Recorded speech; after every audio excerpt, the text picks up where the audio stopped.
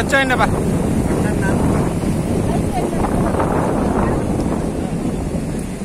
ఇట్లా విజయవాడ వరకు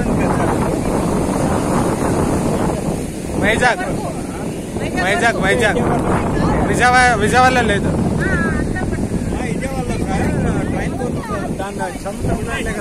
కాదు సార్, అది కృష్ణా నది. అది ఇది సముద్రము, అది కృష్ణా నది. విజయవాడలో వెళ్ళేది కృష్ణా నది, రాజమండ్రి వెళ్ళేది గోదావరి నది. ఆ రెండు కలిసి సముద్రంలో కలుస్తాయి. సముద్రం ఇది ఎకరాలు కదా సార్.